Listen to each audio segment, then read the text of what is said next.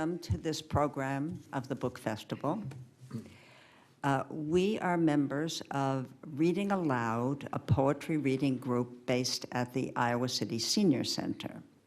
And we have taken part in the Book Festival for so long that it's even before the City of Literature took it over from University Library.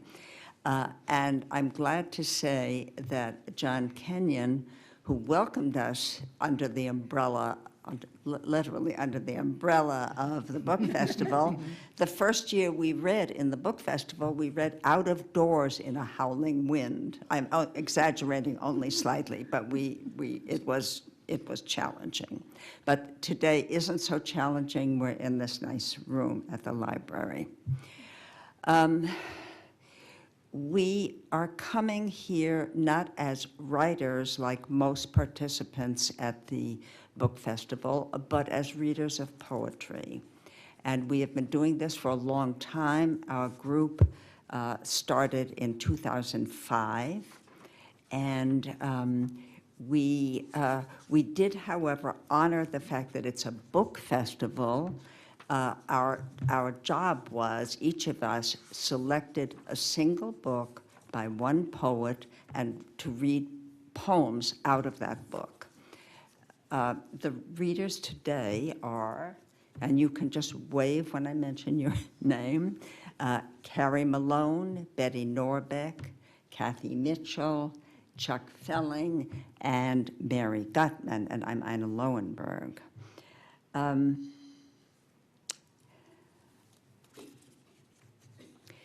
There is a person missing today, our longtime colleague and friend, Jim Curry, who participated fully in our programs, although he was in bad health for many years, and he died on September 26th. And so to honor Jim's memory, at least a little bit today, after each of us reads the poems we've selected from our poet, we will read a poem or two for Jim, since we know very well what his who his favorite poets were and what his favorite poems were. And now we can begin with Carrie. The poet I chose is Billy Collins.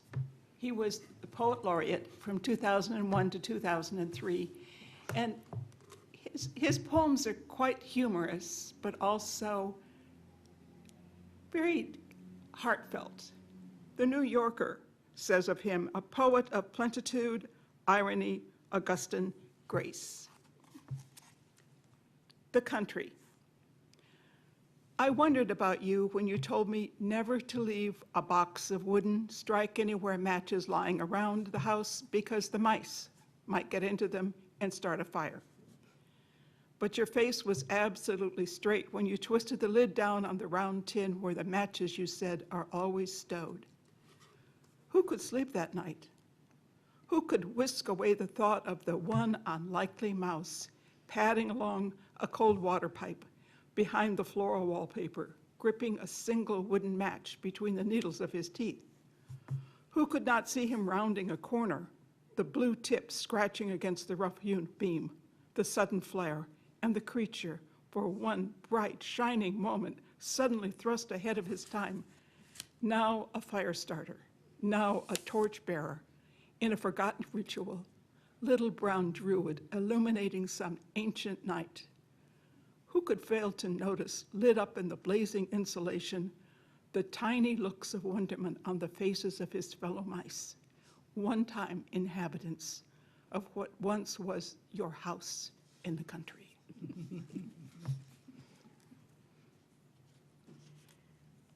9 horses, and actually that's the name of the poetry book. For my birthday, my wife gave me 9 horse heads, ghostly photographs on squares of black marble. 9 squares set in one large square, a thing so heavy that the artist himself volunteered to hang it from a wooden beam against the white stone wall. Pale heads of horses in profile, as if a flash cube had caught them walking in the night.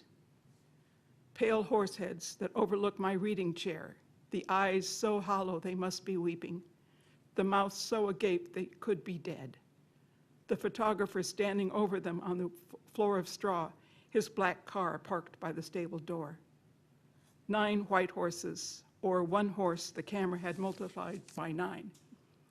It hardly matters. Such sadness is gathered here in their long white faces, so far from the pasture and the cube of sugar, the face of St. Bartholomew, the face of St. Agnes.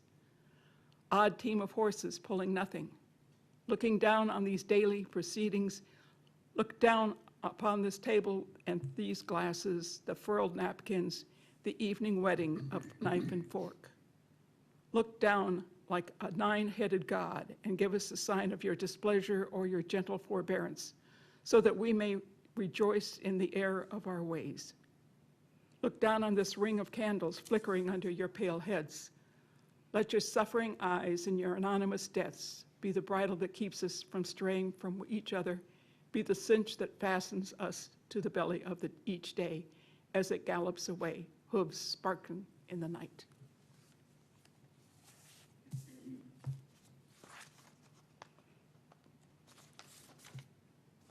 And for Jim, A Blessing by James Wright. James Wright, I think, was probably Jim's favorite poet. Just off the highway to Rochester, Minnesota, twilight bounds softly forth on the grass, and the eyes of these 2 Indian ponies darken with kindness. They have come gladly out of the willows to welcome my friend and me. We step over the barbed wire into the pasture where they have been grazing all day alone. They ripple tensely. They can hardly contain their happiness that we have come. They bow shyly as wet swans. They love each other. There is no loneliness like theirs. At home once more, they began munching the soft tufts of spring in the darkness. I would like to hold the slenderer one in my arms, for she has walked over to me and nuzzled my left hand. She is black and white. Her mane falls wild over her forehead, and the light breeze moves me to caress her long ear that is delicate as the skin over a girl's wrist. Suddenly I realized that if I stepped out of my body, I would break into blossom.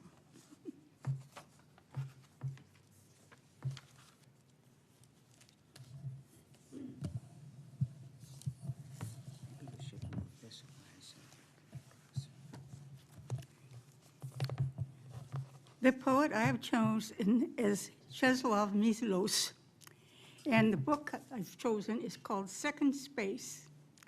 And all the poems in this book were new poems and were published for the first time in 2004. Many of these poems in here were written and he was quite advanced in age, getting into his 90s. And he was born in 1911 and died in 2004. Well, anyhow, Yeah. Yes, definitely got into the 90 bracket. 93. He had a very interesting life because, and had lots of things to write poetry about, because he was in, in the hot seat for many years he was in Poland and Lithuania at the time the Nazis overran it. And then he was still living in Poland when the Stalinist communists took over all of Poland. And so he saw a lot of the underbelly of the way people can behave. He participated in the underground press that resisted the Nazis and the communists. He was awarded the Nobel Prize for Literature in 1980.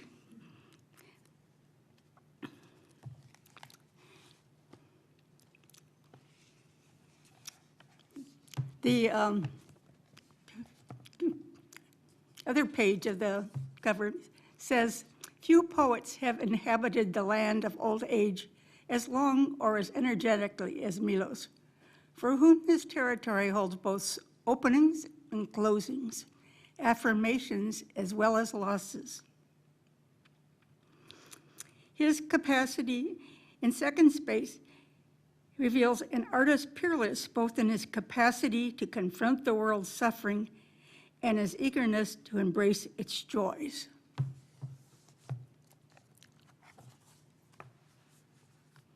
The first poem I'm going to read is called Late Rightness. Not soon, as late as the approach of my 90th year, I felt a door opening in me, and I entered the clarity of early morning. One after another, my former lives were departing, like ships, together with their sorrow. And the countries, cities, gardens, the bays of sea assigned to my brush came closer, ready now to be described better than they were before. I was not separated from people. Grief and pity joined us. We forget, I kept saying, that we are all children of the King. For where we come from, there is no division into yes and no, into is, was, or will be. We were miserable. We used no more than 100th part of the gift we received for our long journey. Moments from yesterday and from centuries ago, a sword blow, the painting of eyelashes before a mirror of polished metal, a lethal musket shot, a caravel staving its hull against a reef, they dwell in us, waiting for a fulfillment. I knew always that I would be a worker in the vineyard, as are all men and women living at the same time, whether they are aware of it or not.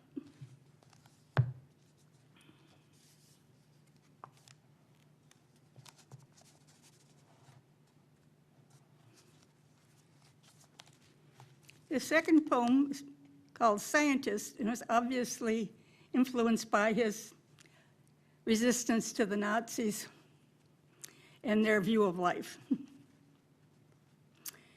Scientist, the beauty of nature is suspect. Oh yes, the splendor of flowers. Science is concerned to deprive us of illusions, though why it is eager to do so is unclear. The battles among genes, traits that secure success, gains, and losses. My God, what language these people speak in their white coats. Charles Darwin at least had pangs of conscience, making public a theory that was, as he said, devilish. And they? It was, after all, their idea to segregate rats in separate cages, to segregate humans, write off as a genetic loss some of their own species and poison them. The pride of the peacock is the glory of God, wrote William Blake. There was a time when disinterested beauty by its sheer superabundance gratified our eyes. What have they left us? Only the accountancy of capitalist enterprise.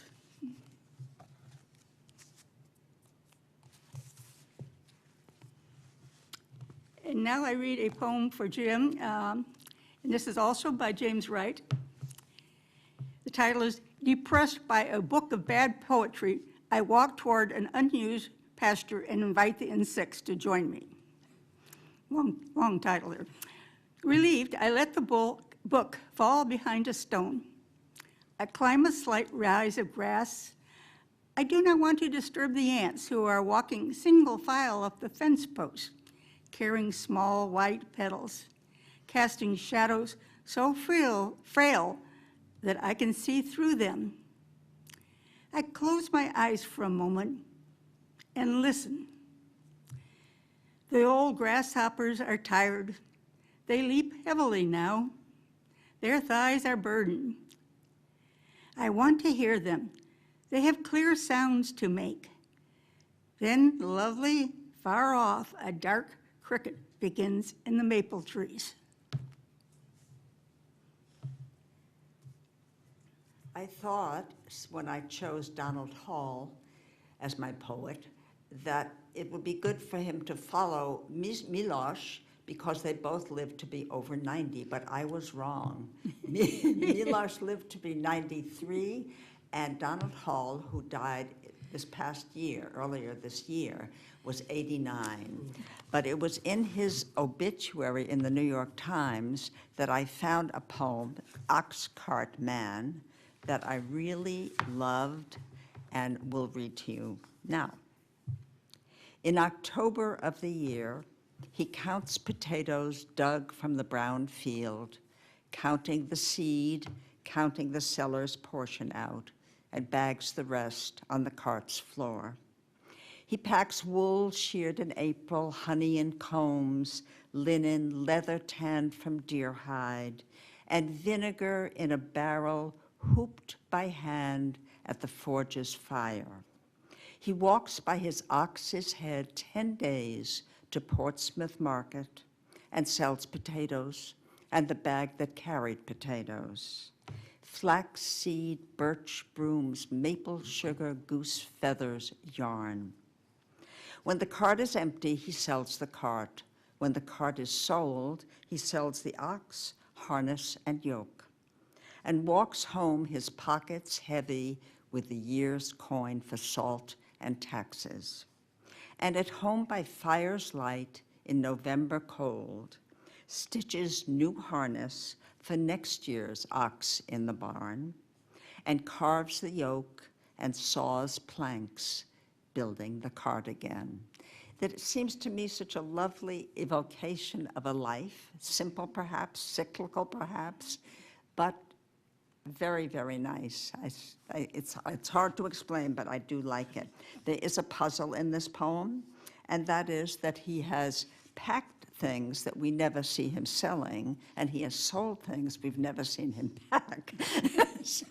So where did those birch brooms come from? However, we will leave it at that. I have another poem by Donald Hall, a short prose poem, The Impossible Marriage. The bride disappears. After 20 minutes of searching, we discover her in the cellar, vanishing against a pillar in her white gown and her skin's original pallor. When we guide her back to the altar, we find the groom in his slouch hat, open shirt, and untended beard, withdrawn to the bell tower with the healthy young sexton, from whose comradeship we detach him with difficulty. Oh, never, in all the meeting houses and academies of compulsory democracy and free-thinking Calvinism, will these poets marry. O pale, passionate anchoret of Amherst, O reticent cosmos of Brooklyn.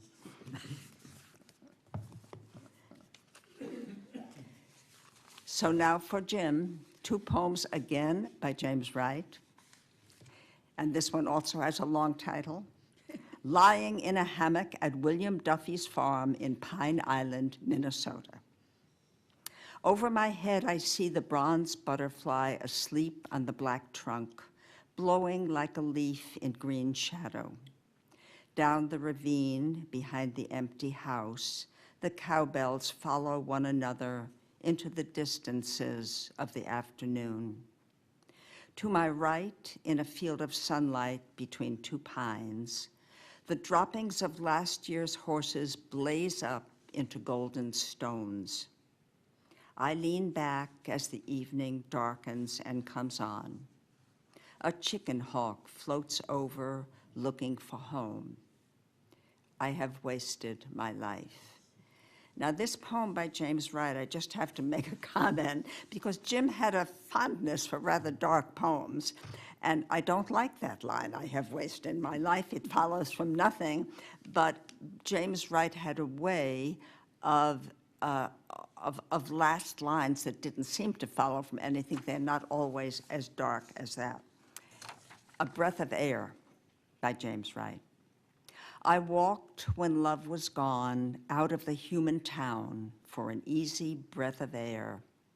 Beyond a break in the trees, beyond the hangdog lives of old men, beyond girls, the tall stars held their peace. Looking in vain for lies, I turned like earth to go. An owl's wings hovered bare on the moon's hills of snow, and things were as they were.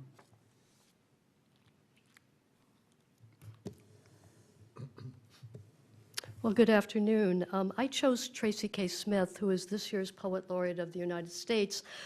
What I love about her is the way she so easily melds popular culture with autobiography, hard science, religion, and history. It's absolutely seamless. She is an extremely complex poet, and she is one poet that I really feel you have to read out loud and understand her rhythm, the musicality of her poetry.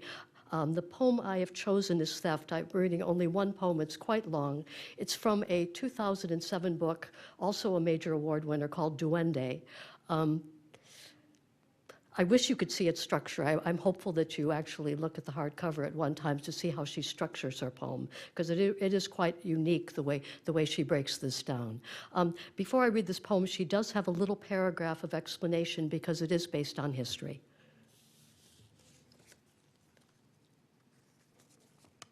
In 1963, John Dahl, a Ho-Chunk Indian, was taken from his mother's home as part of a federal project to reduce poverty in Native American communities. He moved from foster home to foster home, haunted by recurring dreams and unsure of his own history. Years later, he was located by members of his tribe.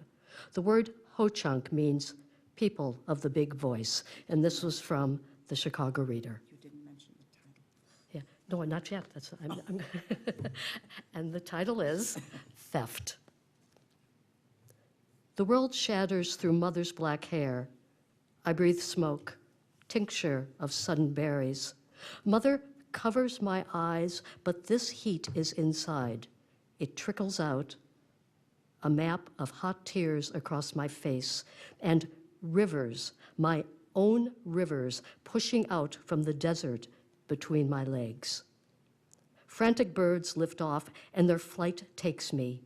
I float above dark thickets, thick air, above voices that rush and rise, a mad cloak. Sirens in my mother's mouth, sirens in the far corners of the flat black globe. I wake again and again, ears ringing, eyes dry. One night when our bellies groan, I quiet myself watching bare branches scratch against the moon. If night has a voice, it is surely this wind in these trees, is surely mother's heavy shoes climbing the steps, trampling leaves. I am the only one who knows what that voice means to say. It is trying to tell us to hurry, but it does not say for what. One brother twirls a pencil over a notebook, answers he's erased, hovered over like stalled ghosts. He shakes his head. All wrong. Another laughs at the TV. We are many, each in his own now. I have never thought to cross from mine to theirs, but I've held my hand inches from my brother's back and felt his heat. A knock at the door.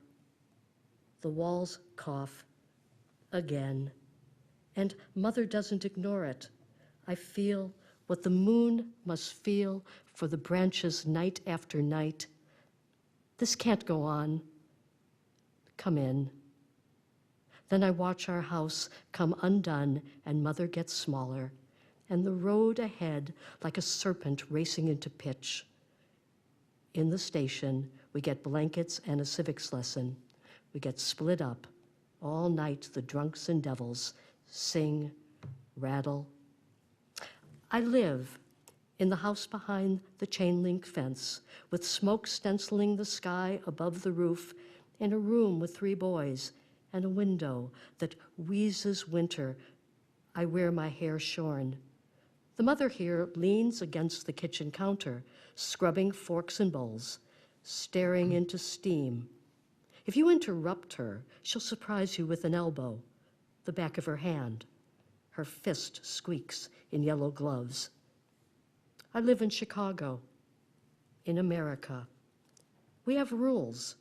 Don't flush unless necessary, and only 4 squares of tissue a day. 2 in the morning, 2 at night, or all at once, but just 4, and someone is counting. When you brush, turn the water on once, then off, then on again. Say sir and ma'am, but only when necessary. Otherwise, don't talk and don't stare. What are you, stupid? And what kind of Indian are you? What kind, if you don't know, you must not be. That is my 8th home. I am 7. When I skip school, I get on the L and scour the city from inside, from above. I listen to the iron percussion, track soldered to track. A story that turns and returns, refuses to end.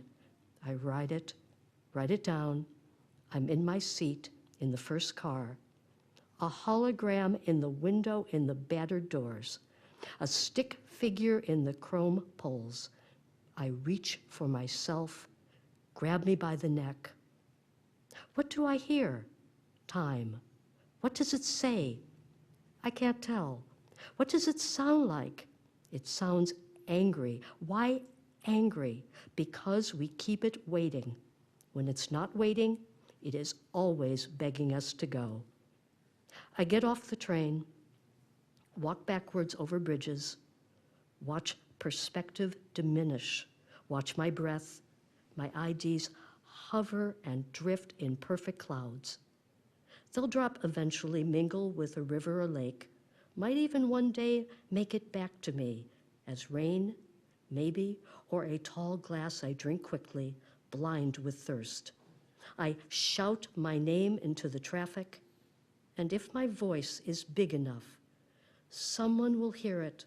It will land where it needs to land, and someone will catch it and come looking. Well, another James Wright poem for Jim. And this one also has an interesting last line. All right, try this then.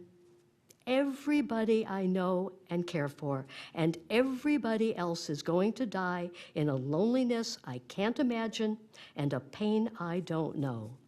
We had to go on living. We untangled the net. We slit the body of the fish open from the hinge of the tail to a place beneath the chin I wish I could sing of. I would just as soon let the living go on living. An old poet whom we believe in said the same thing, and so we paused among the dark cattails and prayed for the muskrats, for the ripples below their tails, for the little movements that we knew the crawdads were making underwater, for the right-hand wrist of my cousin who is a policeman. We prayed for the game warden's blindness. We prayed for the road home. We ate the fish. There must be something very beautiful in my body. I am so happy.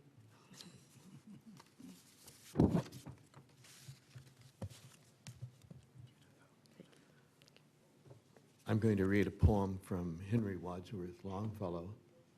I think when I was a kid, Longfellow was sort of the household poet. And I remember Under the Spreading Chestnut Tree. And later, when I was in 3rd grade, the 4th grade was learning the Song of Hiawatha. I've gone on a little bit over the years from there. And this is a brief poem by Longfellow. And I get back to poems that rhyme and poems that have a predictive element to them, a repetition. And I picked this poem out not on a day like today, but it's called The Tide Rises, the Tide Falls.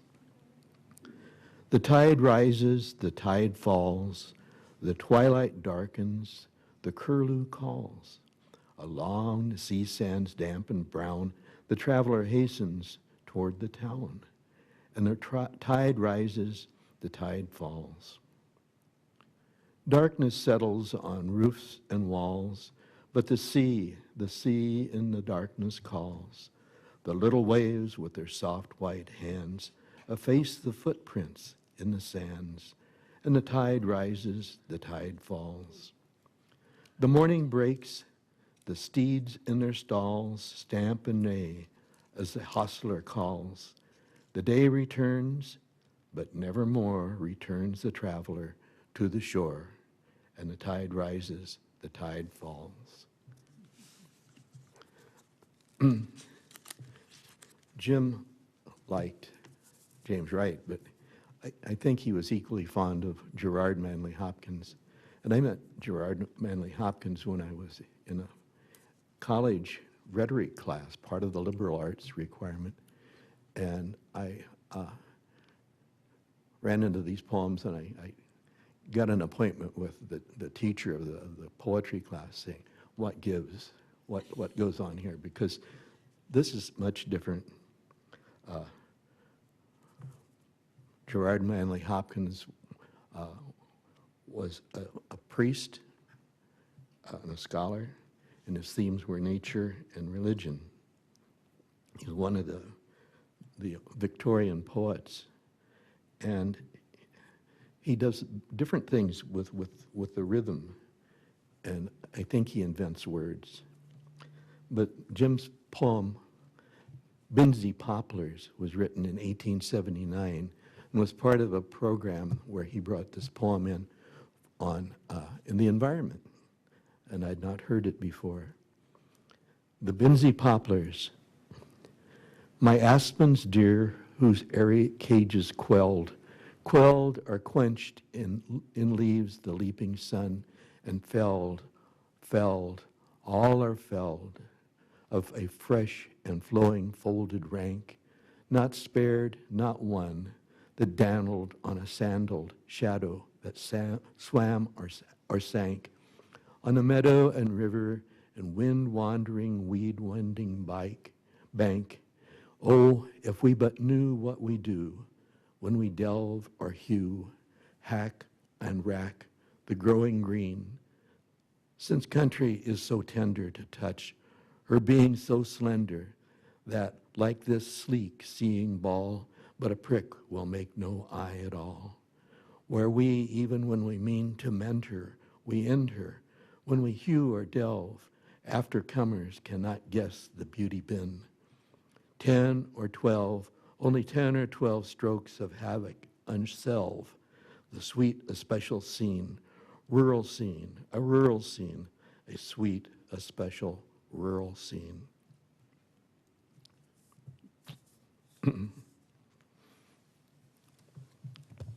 I'll just make one comment about that poem. We did a program of poems about the environment a few years ago, and it was called The World We Found, The World We Made. And this was an early example of something ruining the environment, cutting down a whole stand of beautiful trees. So it was in that program. And it's not a very typical Hopkins poem, but it's very nice, yes. E. Cummings is one of my favorite poets, and it's partly because the look of the poem is often abstract, and yet the meaning comes through, and the sounds are abstract, but they come through, and I think this is a good example of it. There are never any titles, just the first line. He was born in 1894 and died in 1962, so his life spanned an interesting period in the history of writing poetry. He also was a master of rhythm. When faces called flowers float out of the ground, and breathing is wishing and wishing is having, but keeping is downward and doubting and never. It's April. Yes, April, my darling, it's spring. Yes, the pretty birds frolic as spry as can fly. Yes, the little fish gambol as glad as can be. Yes, the mountains are dancing together. When every leaf opens without any sound, and wishing is having, and having is giving, but keeping is doting, and nothing, and nonsense. Alive, we're alive, dear, it's kiss me now, spring. Now the pretty birds hover, so she and so he. Now the little fish quiver, so you and so I. Now the mountains are dancing, the mountains. When more than was lost has been found, and having is giving, and giving is living, but keeping is darkness and winter and cringing. It's spring. All our night becomes day. Oh, it's spring. All the pretty birds dive to the heart of the sky. All the little fish climb through the mind of the sea. All the mountains are dancing, are dancing. And truly, our friend Jim loved E. Cummings and loved Gerard Manley Hopkins. And it's again, Gerard Manley Hopkins' show is showing a wonderful ability to have you see an image that's created with words. He was born in 1894 and died in 1889. These two poems are for Jim. Pied Beauty. Glory be to God for dappled things, for skies as couple-colored as a brinded cow, for rose moles all in stipple upon trout that swim. Fresh fire, cold chestnut falls, finch's wings, landscapes plotted and pieced, fold, fallow, and plow, all things counter, original, spare, strange, whatever is fickle, freckled, who knows how, with swift, slow, sweet, sour, a dazzle, dim. He fathers forth whose beauty is past change. Praise him. God's grandeur. The world is charged with the grandeur of God. It will flame out like shining from shook foil. It gathers to a greatness like the ooze of oil crushed. Why do men then, now, not wreck his rod? Generations have trod, and all is seared with trade, bleared, smeared with toil, and wears man's smudge and shares man's smell. The soil is bare now, nor can foot feel being shod. And for all this, nature is never spent. There lives the dearest freshness deep down things, and though the last lights off the black west went, oh, morning at the brown brink eastward springs, because the Holy Ghost over the bent world broods with warm breast and bright wings. Thank you very much. That's our program. If anyone happens to have a question or a comment, we can entertain them. If not, thank you for coming on this rainy day.